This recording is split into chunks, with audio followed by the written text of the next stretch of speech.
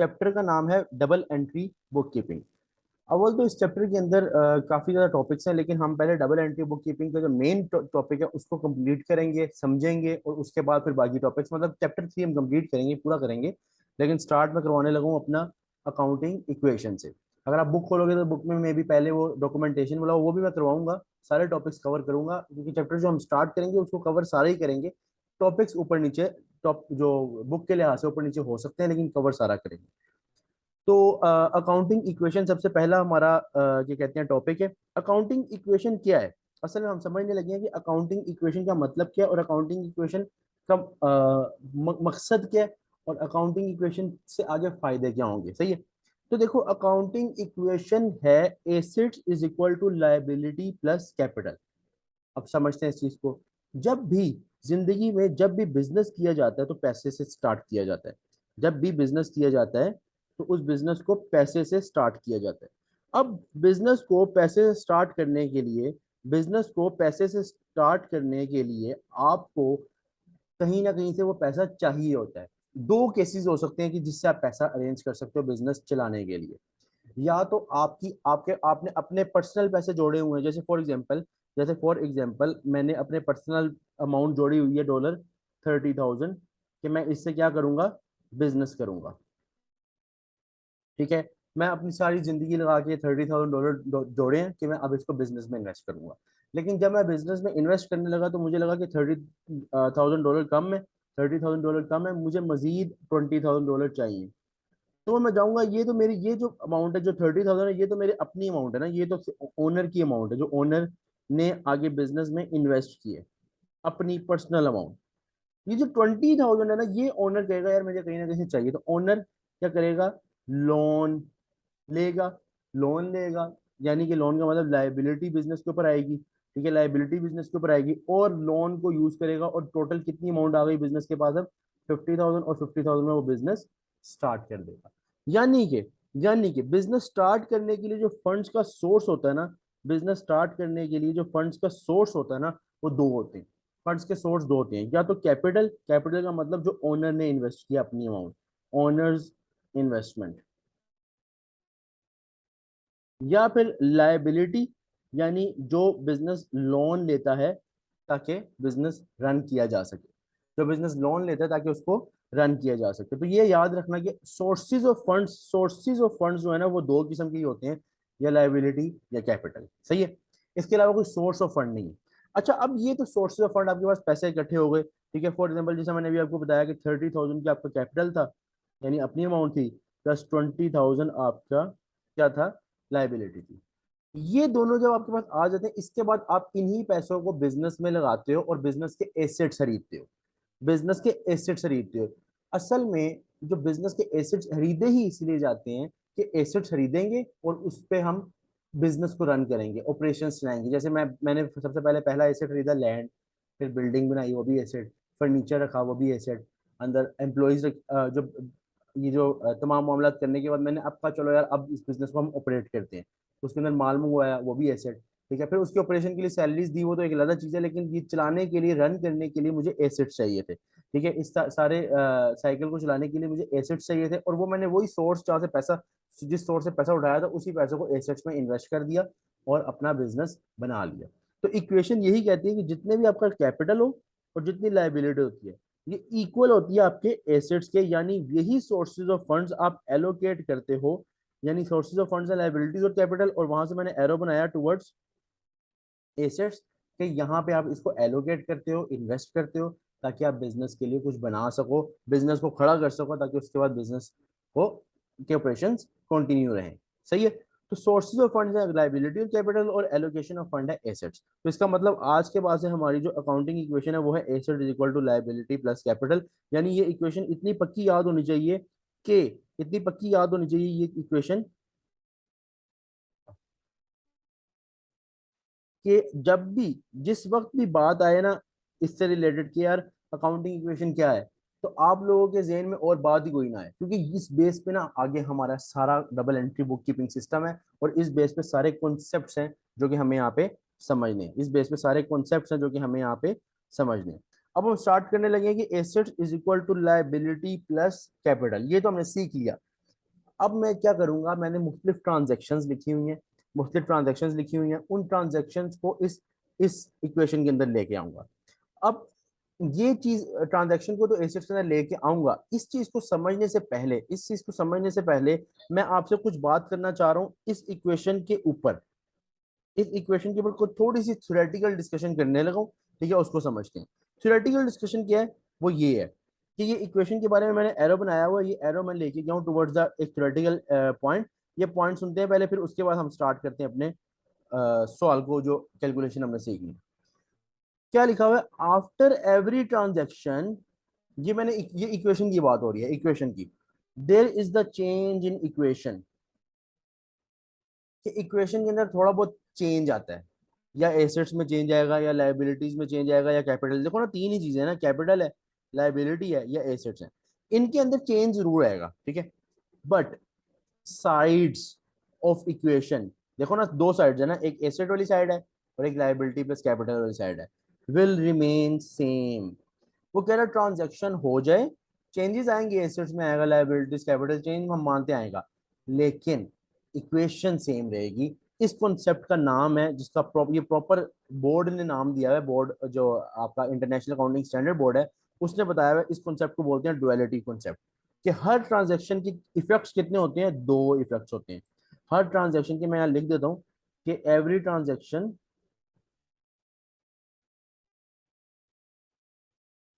Has two effects. यानी transaction एक होगी, लेकिन इफेक्ट उसके दो होंगे, और अकाउंटिंग इक्वेशन भी सेम रहेगी। इसे बोलते हैं डुअलिटी कॉन्सेप्ट। इस कॉन्सेप्ट को साबित करने के लिए मैंने आगे प्रैक्टिस के लिए क्वेश्चन रखा हुआ है। इस क्वेश्चन की तरफ हम चलते हैं, जो मैं स्टार्ट करवाने लगा। सबसे पहले मुझे ये कंफर्म कर दो कि आपको समझ आ गया कि अकाउंटिंग इक्वेशन है क्या, और उसके बारे में जो मैंने पॉइंट बताया। अगर आपको यहाँ तक क्लियर है तो एक मरतबा यस लिख दो।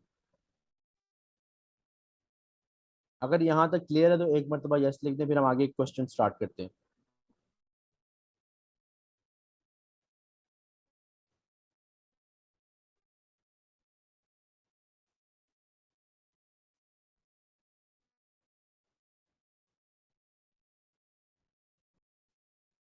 अब देखो यार, देखो, ये मैंने यहाँ पे लिखे asset equal to liability plus capital, ये मैं कैलकुलेशन पूरा क्वेश्चन ही सामने रख रहा हूँ।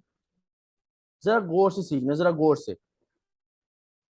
मिस्टर ए ने कैपिटल इंजेक्ट किया 50,000 रुपए का। मिस्टर ए ने कैपिटल इंजेक्ट किया 50। कैपिटल इंजेक्ट करने का मतलब कैपिटल बिजनेस में इन्वेस्ट किया, ठीक है। मिस्टर ए एक मालिक था, ओनर था, उसने कंपनी स्टार्ट करनी थी, उसने कैपिटल इंजेक्ट किया 50,000 का।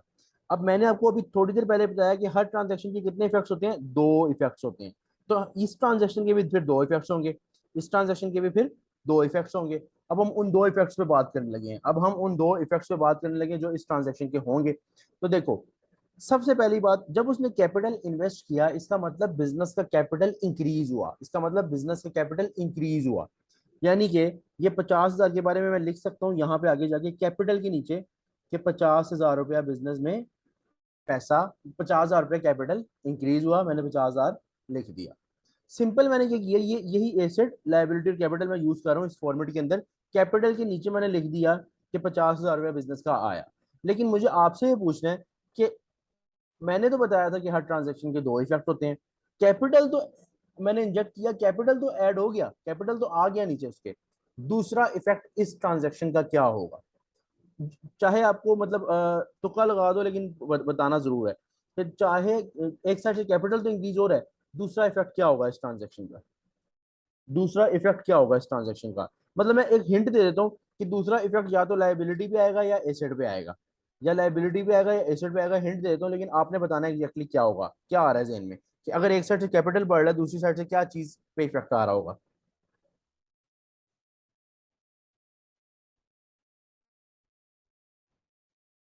एसेट पर, अच्छा, एसेट पर दोनों ने बोला, एसेट पर दोनों ने ठीक बोला। अब इसको थोड़ा सा इलेबोरेट करते हैं।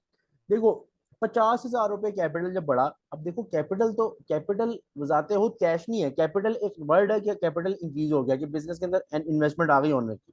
दूसरी साइड से जो इफेक्ट आया है, इस सोर्स को हमने एलोकेट जिस चीज पे, जो चीज हुई है वो है कैश। और कैश आपका क्या होता है, एसेट। कैश आपका क्या होता है, अगर मैं यहाँ लिखूं, कैश आपका क्या है, एसेट है। तो आपका एसेट बढ़ा, और एसेट में जो चीज आपकी बढ़ी है वो है कैश। आप लिखोगे कैश 50,000, कैश 50,000।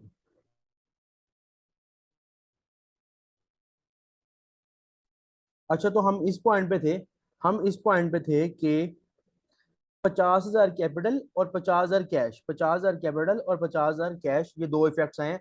अच्छा देखो, ट्रांजैक्शन एक हुई है, मजे की बात है, ट्रांजैक्शन एक है, इफेक्ट दो हैं। साबित हो गया कि ट्रांजैक्शन एक होती है तो इफेक्ट दो होते हैं। और देखो दोनों साइड्स, अजान हो रही है, 1 मिनट अजान होती है फिर कंटिन्यू करते हैं। तो हम इस पॉइंट पे थे कि हमने देखा कि इफेक्ट ट्रांजैक्शन के दो हैं, और क्या कहते हैं, जो ट्रांजैक्शन एक हुई है। और मजे की बात यहाँ मैं एक बात बताऊं कि देखो, इक्वेशन की साइड सेम नहीं है। एसिड जो ये वाली साइड है, जो लेफ्ट साइड है, जो एसिड है, वो 50,000 है, और राइट साइड को अगर टोटल भी कर लो तो वो क्या आएगी, 50,000, यानी 50,000 इज इक्वल टू 50,000। इक्वेशन की जो वो दोनों साइड्स हैं वो सेम नहीं है। तो इसका मतलब ये बात डुअलिटी कॉन्सेप्ट यहाँ से साबित होता है कि हर ट्रांजेक्शन के दो इफेक्ट्स हैं, हर ट्रांजेक्शन के दो इफेक्ट्स हैं, चेंजेस आती हैं, कैपिटल में चेंज आया, एसिड में चेंज आया, लेकिन इक्वेशन सेम रही है, और इसी को क्या कहते हैं, डुअलिटी कॉन्सेप्ट। चलो अब दूसरी ट्रांजेक्शन करते हैं, फिर उसको देखते हैं, ज्यादा क्लियर होगा। दूसरी ट्रांजेक्शन में वो क्या कह रहा है कि बिजनेस ने ना लोन लिया है 30,000 रुपए का, यानी ऑब्वियसली उसको पैसों की कमी होगी, 50,000 रुपए में बिजनेस नहीं स्टार्ट हो रहा होगा, उसने कहा होगा 80,000 चाहिए, तो 50,000 उसने खुद इन्वेस्ट कर दिया। अब उसने इन्वेस्ट किया, मतलब लोन लिया, बिजनेस ने लोन लिया, बैंक में गए, बैंक वालों को कहा हमें लोन चाहिए, उसने बिजनेस को लोन दे दिया। अब जैसे ही उसने बिजनेस को लोन दिया, जब वो लोन देगा बिजनेस को, तो मुझे बताओ कि लाइबिलिटी पे फर्क आएगा या कैपिटल पे फर्क आएगा, सिर्फ ये बताओ। जब लोन बिजनेस के ऊपर आएगा तो बिजनेस का क्या कैपिटल बढ़ेगा या लाइबिलिटी बढ़ेगी? लोन एक बिजनेस ने लिया, तो लाइबिलिटी बढ़ी या कैपिटल बढ़ा, ये आपने बताना है।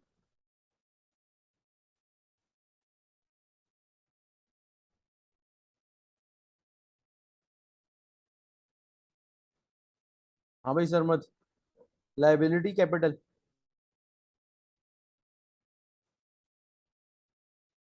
लाइबिलिटी बढ़ी। क्यों? क्योंकि देखो, लाइबिलिटी है उधार, और आपने अगर उधार लोन लिया तो वो तो आपको वापस करना है। कैपिटल तो ओनर ने इन्वेस्ट किया ना, वो कैपिटल है, कैपिटल है ही वो चीज जो ओनर ने इन्वेस्ट की है। तो 30,000 रुपए की लाइबिलिटी बढ़ी, 30,000 रुपए की लाइबिलिटी बढ़ी। और जब 30,000 की लाइबिलिटी बढ़ी ना, तो दूसरी साइड पे दूसरा इफेक्ट, क्योंकि ट्रांजेक्शन ये तो एक ये लेदर ट्रांजेक्शन है ना, तो इसके भी दो इफेक्ट्स होंगे।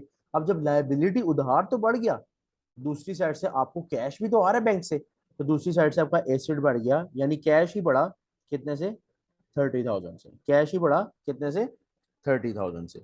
यानी कि अगर आप इस इक्वेशन को टोटल करो, यानी अगर आप इस इक्वेशन को टोटल करो, अगर मैं इसको टोटल करूं, तो मेरी जो एसेट वाली साइड है वो हो जाएगी 80,000, लाइबिलिटी 30,000, और कैपिटल 50,000। देख रहे हो, इक्वेशन, ये ट्रांजैक्शन थी, एक थी, हर ट्रांजैक्शन के दो इफेक्ट्स आए, लेकिन इक्वेशन की साइड्स सेम रही। ठीक है। अब आपने ये तो अभी तक कैपिटल और लायबिलिटी इन्वेस्ट किया बिजनेस के अंदर, अब ऑब्वियसली आपके पास सारा का सारा ये 80,000 कैश पड़ा हुआ है। अब आप इससे मजीद चीजें खरीदोगे, तो आगे ही वो कह रहा है कि हमने बिजनेस के लिए एक बिल्डिंग खरीद ली $20,000 की, हमने बिजनेस के लिए एक बिल्डिंग खरीद ली $20,000 की। तो अब आपने क्या करना है, यहाँ पे जरा थोड़ा सा फोकस रखना, फोकस रखना। सबसे पहले मुझे आप बताओ, जब आप बिल्डिंग खरीदोगे, बिल्डिंग खरीदोगे, तो बिल्डिंग आपके एसेट है, लायबिलिटी है या कैपिटल है? ये आपने बताना है कि एसेट में जाएगा, लायबिलिटी को इफेक्ट करेगा या कैपिटल को। बिल्डिंग, बिल्डिंग की बात करो, बिल्डिंग खरीदी, बिजनेस की बिल्डिंग है, बिजनेस की बिल्डिंग है,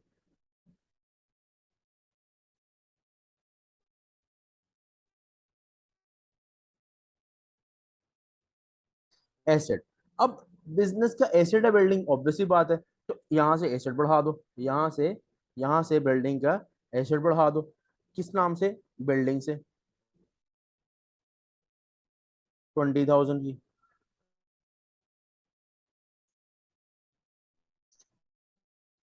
नॉन करंट एसेट है बिल्डिंग, नॉन करंट एसेट है, लेकिन यहाँ पे, यहाँ एसेट की, इस एसेट के अंदर, चाहे करंट एसेट की कैलकुलेशन है, चाहे नॉन करंट की, इस एसेट के अंदर सारी कैलकुलेशन, मतलब दोनों एसेट्स ऐड हो रहे हैं, ठीक है ना। आपकी लायबिलिटी के अंदर भी करंट और नॉन करंट लायबिलिटी ऐड होगी, और आपके एसेट्स के अंदर भी करंट और नॉन करंट एसेट्स ऐड हो सकते हैं इस इक्वेशन के अंदर, ठीक है सर। मत है building non current asset obviously, 1 साल से ज्यादा आपको फायदा देगी। करंट एसेट वो होता है जो आपके ऊपर एसेट हो जो 12 महीने के अंदर खत्म हो जाए। तो बिल्डिंग आप बेच थोड़ी रहे हो, बिल्डिंग आप यूज करनी है, तो वो आपका एसेट है, नॉन करंट एसेट। अब लेकिन एक मसला आ गया। मसला ये आया है कि सर हम बिल्डिंग तो खरीद रहे हैं 20,000 रुपए की, लेकिन इसका दूसरा इफेक्ट क्या है? इसका दूसरा इफेक्ट क्या है वो जरा आप मुझे अगर बता दो तो ये बड़ी खुशी की बात हो। बड़ी खुशी की बात हो अगर आप बता दो कि इसका दूसरा इफेक्ट क्या है। यानी एक इफेक्ट तो गया बिल्डिंग के ऊपर 20,000 आपकी इंक्रीज हो गई, मतलब 20,000 से बढ़ गई है, बढ़ गए एसेट्स। दूसरा इफेक्ट क्या होगा?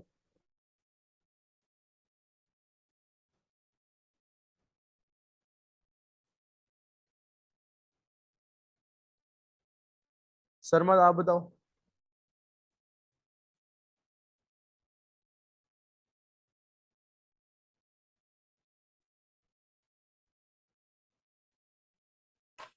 एक मिनट। कैपिटल, अच्छा दोनों ने कैपिटल बोला है। आ, चलो थोड़ी सी एक स्टोरी समझते हैं। कैपिटल वो अमाउंट है जो ओनर ने इन्वेस्ट कर दी एक मरतबा बिजनेस के अंदर। मतलब बिजनेस में इन्वेस्ट हुआ तो एक साइड से कैपिटल इंक्रीज हो गया, एक साइड से कैश इंक्रीज हो गया। बिल्डिंग, बिल्डिंग जो आपने खरीदी है वो कैपिटल कैश में आ गया था, कैपिटल एसेट था। बिल्डिंग ओनर खरीद के देगा या बिल्डिंग बिजनेस खरीदी है, सिर्फ ये बता दो मुझे। बिल्डिंग ओनर खरीद के दे रहा है या बिल्डिंग बिल्डिंग ने बिजनेस ने खरीदी है, ये बताओ। मैंने कहीं बताया कि बिल्डिंग ओनर ने खरीदी है? मैंने कहा बिल्डिंग खरीदी है। यानी कि यहाँ पे और मैं यहाँ कंफर्म कर रहा हूँ, कंफर्म कर रहा हूँ कि बिजनेस ने खरीदी है, क्योंकि बिजनेस बिजनेस ने अपने लिए खरीदी है तो बिजनेस खरीदेगा ना। तो मुझे बताओ बिल्डिंग यहाँ पे बिजनेस ने जब खरीदी है तो कैपिटल का ताल्लुक कहाँ से आ गया? कैपिटल में वो तमाम चीजें आती हैं जहाँ पे ओनर ओनर इन्वॉल्व हो। जैसे ओनर ने पैसा इन्वेस्ट किया तो कैपिटल बढ़ गया, ओनर ने पैसा निकाला तो पैसा कम हो गया, या ओनर ने बिल्डिंग अपने पैसों की लेके दी है, यानी कि अलहदा से पैसों की बिल्डिंग, यानी इसे कहा यार ये बिल्डिंग है खरीद के अपने पर्सनल पैसों से खरीदी और कहा बिजनेस को दे दो। यहाँ पे मैं कह सकता हूँ कैपिटल पे फर्क जाएगा। यहाँ पे बिजनेस ने अपने 20,000 रुपए दिए और बिल्डिंग ली, तो ऐसा नहीं होगा कि बिजनेस का एक एसेट बिल्डिंग बढ़ रहा है और दूसरा एसेट कम हो रहा है। किस नाम से? कैश से, क्योंकि कैश बिजनेस का गया, कैश बिजनेस का गया। जब देखो ना, मैंने एक बिल्डिंग खरीदी बिजनेस के पैसों से, ओनर का कोई ताल्लुक नहीं है, बिजनेस के पैसों से। तो बिजनेस का जो कैश है वो मैंने एक हाथ से कैश दिया, तो एक साइड से कैश मेरा कम हो गया ना, एक साइड से बिल्डिंग ले ली। यानी कि इस दोनों इफेक्ट्स एसिड के अंदर ही आ रहे हैं। इफेक्ट दो हैं लेकिन दोनों इफेक्ट्स एसिड्स के अंदर, और ऐसा पॉसिबल है कि दोनों इफेक्ट्स एसिड के अंदर ही आ रहे हैं। जरूरी नहीं है कि लायबिलिटी कैपिटल एसिड में ही आने चाहिए, लेदर आने चाहिए। अगर दोनों इफेक्ट इफेक्ट दो हैं, चाहे एसिड्स के अंदर ही आ रहे हैं दोनों इफेक्ट एक ट्रांजेक्शन के, पॉसिबल है। देखो, देखो मैं आपको बताता हूँ। आपने पूछा कि it would be additional capital, मैं आपको समझाता हूँ एडिशनल कैपिटल क्यों नहीं होगा। देखो, ये एक बिल्डिंग है, ये एक बिजनेस है जिसमें मैंने ना अमाउंट इन्वेस्ट कर दी है टोटल 50,000। और मैं यहाँ बाहर बैठा हुआ हूँ, अपने घर बैठा हूँ, चाय चाय पी रहा हूँ, सुकून से जिंदगी गुजार रहा हूँ, और मुझे पता है कि साल के बाद जो प्रॉफिट आएगा मैं खा लूंगा। ओनर ने आगे मैनेजमेंट रख ली और वो काम कर रहे हैं। अब जब बिजनेस ने बिल्डिंग खरीदी जाके, ओनर ने जो 50,000 दिया था, वो 50,000 इसलिए तो नहीं दिया था कि इसको फ्रेम करवा के तो फ्रेम करवा लो और ये कैश रख लो। उसी कैश से तो भाई बिजनेस करना है, उसी कैश से तो बिजनेस करना है। तो 50,000 के अंदर से मैंने बिजनेस के पैसों से 20,000 रुपए की अगर बिल्डिंग ले ली, तो ये बिजनेस के 50,000 के से बिल्डिंग ली है या ओनर ने एडिशनली इन्वेस्ट किया? बिजनेस ने इस 50,000 से 20,000 की बिल्डिंग ली, या ओनर ने कहा नहीं नहीं 50,000 से लगा बिजनेस चलाओ, मैं अपनी एक और बिल्डिंग लेके आता हूँ अपनी तरफ से। ओनर कहता है, ओनर के मैं अपनी बिल्डिंग ले आता हूँ 20,000 की, उस केस में वो एडिशनल इन्वेस्टमेंट है। अगर ओनर कहे कि मैं अपनी बिल्डिंग लेके आता हूँ और मेरे नाम की बिल्डिंग है, ये मैं बिजनेस के नाम कर रहा हूँ, नहीं। ओनर कह रहा है कि जो मैंने 50,000 इन्वेस्ट कर दिया था, जो तुम्हारे पास कैश की सूरत में आ गया था, अब ये कैश से ही आगे फर्नीचर लो, बिल्डिंग लो, जो लेना है लो। तो बिजनेस का पैसा यूज हो रहा है क्योंकि ओनर ने बिजनेस को दे दिया, आज के बाद वो बिजनेस का पैसा हो गया, जिसको कैपिटल बोला जाता है। और कैपिटल की का मतलब कि कैश हमारे पास आया और वो कैश से अब सारी चीजें हम खरीद रहे हैं। तो बिजनेस ने जब अपने नाम से खरीदी, तो बिजनेस का कैश, बिजनेस का एसेट कैश, क्योंकि कैश एसेट है, तो एक हाथ से आपने 20,000 दिए यानी कैश या एसेट कम हो गया, और दूसरी साइड से बिल्डिंग आपको मिल गई। ओनर ने एडिशनली इन्वेस्ट नहीं किया। या तो वो बोलता कि ओनर ने एडिशनली, ओनर ने अपनी बिल्डिंग उसके नाम की। यानी अगर यहाँ पे मैं लिखा होता ना, अगर मैंने यहाँ लिखा होता कि बिल्डिंग 20,000 की जो आई है, इट वॉज बाय ओनर, तो ये था कि 20,000 का एडिशनल कैपिटल बिजनेस में इन्वेस्ट हुआ है। मैंने बोला कि ये जो बिल्डिंग है 20,000, ये खरीदी है बिजनेस ने, बाय बिजनेस, मतलब building was bored by business. उस केस में ये बिजनेस की कैश से खरीदी गई है, तो बिजनेस का एक साइड से कैश कम हुआ है और दूसरी साइड से बिल्डिंग आई है। क्लियर है अब आपको? ये पॉइंट क्लियर है? शर्मा आप भी बताओ, आपको क्लियर है कि बिजनेस एक अलग चीज है और ओनर एक अलग चीज है। सेपरेट एंटिटी कॉन्सेप्ट यही था कि बिजनेस के मामला तो अलग रखो, बिजनेस में पैसा आ गया, अब बिजनेस जाने, बिल्डिंग जाने, फर्नीचर जाने। हाँ, ओनर अपनी खुशी से कहे कि यार ये नहीं यार, ये 50,000 से तुम बाकी बिजनेस करो, मैं आता हूँ। हाँ, मैं आता हूँ और मैं आके ना मतलब मैं आके एडिशनली इन्वेस्ट करता हूँ उसमें, 20,000 की अपनी तरफ से बिल्डिंग देता हूँ। वो कैपिटल में आएगा, एक साइड पे कैपिटल बढ़ेगा, एक साइड से बिल्डिंग। लेकिन अभी हम बिजनेस को कर रहे हैं उस कैश से जो पहला कैपिटल आया हुआ है, पहले से आ चुका हुआ है, जिसको मैंने रिकॉर्ड कर दिया हुआ है, उस लिहाज से। शर्मा, आपने पूछा बिजनेस और ओनर सेपरेट है। बिजनेस और ओनर हर सूरत में सेपरेट है, इसी को तो सेपरेट एंटिटी कॉन्सेप्ट कहते हैं। और बिजनेस सेपरेट एंटिटी कॉन्सेप्ट अब एक्चुअली कंपनीज जो होती है, कंपनी लेवल पे जो बिजनेस होता है, वो सेपरेट एंटिटी कॉन्सेप्ट के बगैर चल ही नहीं सकता। ठीक है, अकाउंटिंग सारी सेपरेट एंटिटी कॉन्सेप्ट की बेस पे होती है। ठीक है, ओनर और बिजनेस सेपरेट एंटिटीज हैं। ठीक है, सेपरेट लोग हैं। सही हो गया सर, मत पॉइंट क्लियर है?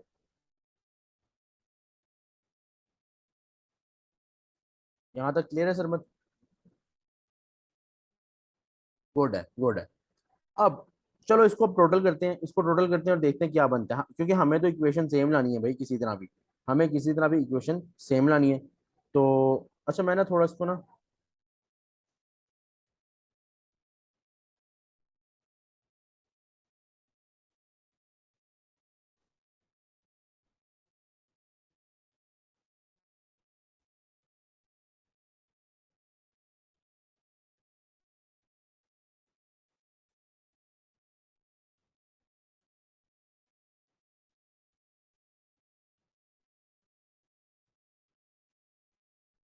वो मैंने इसलिए किया क्योंकि मैंने ना ये टोटल करना था, तो वो जगह नहीं थी, उसको ऊपर किए। बहुत रहा, ये शीट में इंशाल्लाह ये क्लास के बाद ना आपको शेयर भी कर दूंगा, फिर भी तब भी रिवाइज कर लेना। अच्छा, अब देखो, अब यहाँ पे जो पॉइंट आया कि अब हम देखते हैं कि दोनों साइड्स पे क्या फर्क आया। अगर हम देखें तो एसेट 80,000 के थे, उसमें बिल्डिंग आई 1 लाख की हो गई, लेकिन कैश भी गया, तो एसेट्स वापस 80,000 के हो गए। एसेट्स वापस 80,000 की हो गए। इस साइड से कैश, सॉरी, लाइबिलिटी 30,000 की थी, वो उतनी रही, क्योंकि लाइबिलिटी और कैपिटल पे कोई फर्क नहीं आया। अच्छा, अगर आपसे कोई पूछे कि पहले भी 80 के थे अब भी 80 के हैं, तो उसे को पहले सिर्फ और सिर्फ कैश था सारा का सारा, पहले सारा कैश था। अब इसके अंदर कैश भी है और बिल्डिंग भी है, कैश भी है और बिल्डिंग भी है। पहले सिर्फ कैश था 80 का, अब इसके अंदर 20,000 की बिल्डिंग और बाकी सारा का सारा कैश है। ये टोटल हो गया और देखो इक्वेशन सेम है। ट्रांजैक्शन के दो इफेक्ट्स आए, एक बिल्डिंग के ऊपर आया, एक कैश के ऊपर आया। एक ट्रांजैक्शन थी, इफेक्ट दो थे, इक्वेशन सेम रही। ठीक है, यही तो डुअलिटी कॉन्सेप्ट है। चलो आगे देखते हैं। अब आगे जरा, ये जो आगे फर्नीचर खरीदा, जब तक वो स्पेसिफाई ना करे कि ओनर ने पैसा डाला, तब तक वो एडिशनल कैपिटल नहीं होगा। तो अब मुझे सिर्फ ये बताओ, ये फर्नीचर भी जो खरीदा है, ये बिजनेस ने खरीदा या ओनर ने खरीदा है? मुझे आपने बताना है, बिजनेस ने खरीदा या ओनर ने? जो फर्नीचर खरीदा गया है, बिजनेस ने खरीदा या ओनर ने? 5,000 का फर्नीचर,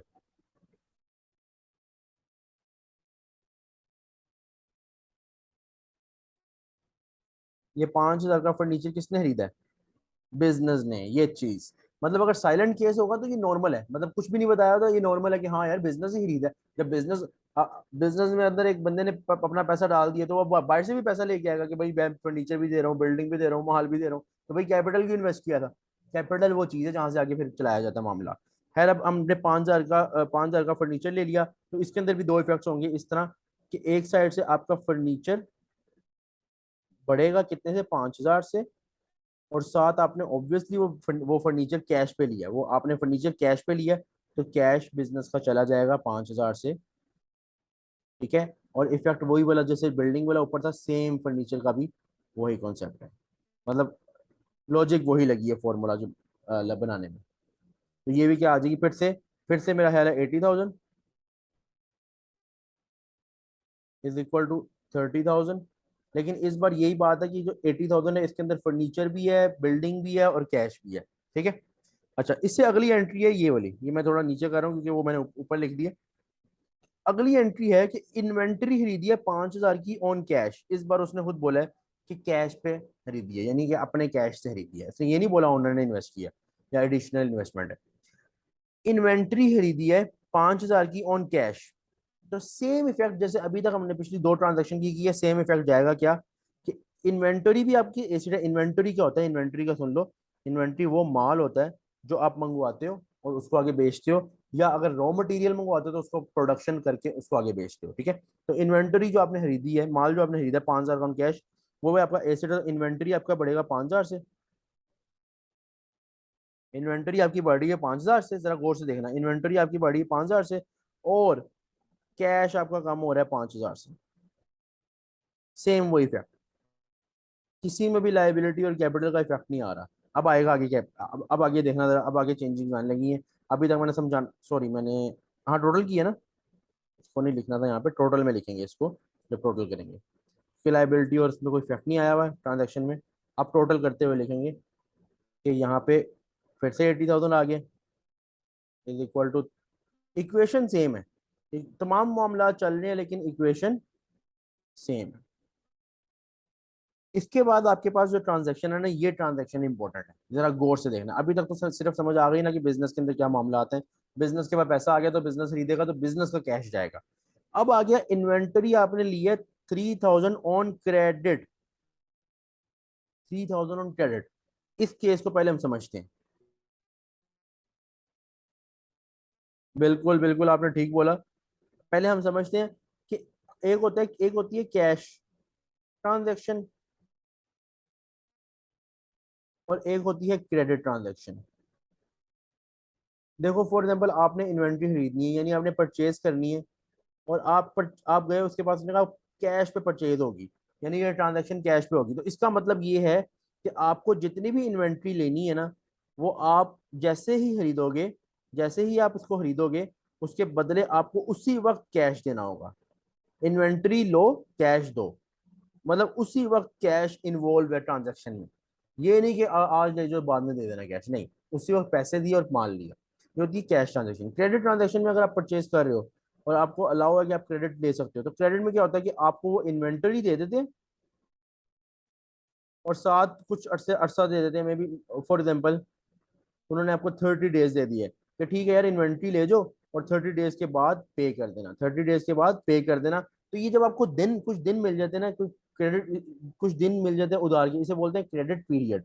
तो इसका मतलब जब जब आपको क्रेडिट पीरियड मिल जाता है, फॉर एग्जाम्पल 30 डेज का, फॉर एग्जाम्पल 60 डेज का, 90 डेज का, 15 डेज का, जितने का भी, तो उतने दिन तक आपने उसको पे नहीं करना। और इन्वेंटरी आप ले लो, उसको बेचो या उसे बनाओ, जो मर्जी करो, 30 दिन गुजरेंगे उसके बाद आपको जितने भी आपके साथ डिसाइड हुआ आपके सप्लायर के साथ, उस तरह से आप उसको फिर वो अमाउंट पे कर दोगे। अब ये मैं बता रहा हूँ क्रेडिट ट्रांजैक्शन क्यों बता रहा हूँ, क्योंकि हमारी ट्रांजैक्शन के अंदर यहाँ पे क्या है कि इन्वेंटरी हमने खरीद ली है 3,000 की ऑन क्रेडिट। अब जब आपने इन्वेंटरी क्रेडिट पे खरीद ली है, तो एक इफेक्ट तो सिंपल, मैं आप लोगों को, वो तो सिंपल है कि मेरे पास इन्वेंटरी आई यानी मेरा एसेट बढ़ा। इन्वेंटरी 3,000 से बढ़ गई, इन्वेंटरी 3,000 से मेरी बढ़ गई क्योंकि वो मेरा एसेट है। अब इसके बदले कैश तो जा ही नहीं रहा, कैश जाना है 30 दिन के बाद या 15 दिन के बाद। तो दूसरा इफेक्ट किस पे आएगा, दूसरा इफेक्ट किस पे आएगा, किस पे आना चाहिए। पहले मुझे क्या कहते हैं, एक मैसेज आया कि एसेट एंड लायबिलिटी पे इफेक्ट करेगा। सरमद आप बताओ आपको क्या लगता है कि दूसरा इफेक्ट किस पे जाएगा। एक इफेक्ट तो इन्वेंटरी यानी एसेट पे चला गया, दूसरा इफेक्ट किस पे जाएगा, एसेट पे जाएगा, लायबिलिटी पे या कैपिटल पे। आपने माल खरीदा और अभी आपने पैसे पे करने हैं, बिल्कुल लाइबिलिटी पे जाएगा। क्यों, क्योंकि देखो आपने जब एक चीज ले ली, अब आपके ऊपर उधार चढ़ गया। जब उधार चढ़ा तो वो चाहे आपका करंट लाइबिलिटी चाहे नॉन करंट है, वो आपके उधार में ऐड हो जाएगी। यानी 3,000 की लाइबिलिटी आपकी, आपके जो लाइबिलिटी है 3,000 की, वो टोटल लाइबिलिटी में ऐड हो गई। और 3,000 इस साइड पे इन्वेंटरी आ गई, कैपिटल पे कोई फर्क नहीं किया, तो इस लिहाज से आपकी क्या बन गई फिर, टोटल वैल्यू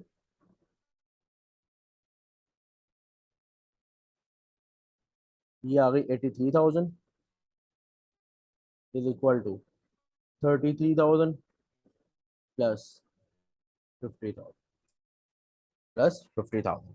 तो ये आपकी इक्वेशन बन गई। अब देखो इक्वेशन अभी तक सेम है, इक्वेशन अभी तक सेम है, इक्वेशन पे कोई फर्क नहीं आया, इक्वेशन अभी तक सेम है, इक्वेशन पे कोई फर्क नहीं आया। अच्छा, आगे की ट्रांजैक्शन मैं और लिख लेता हूँ।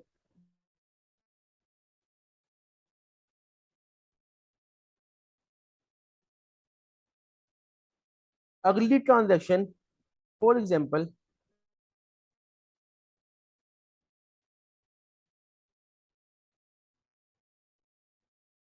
वो बोले कि पेड $3,000 टू क्रेडिट सप्लायर।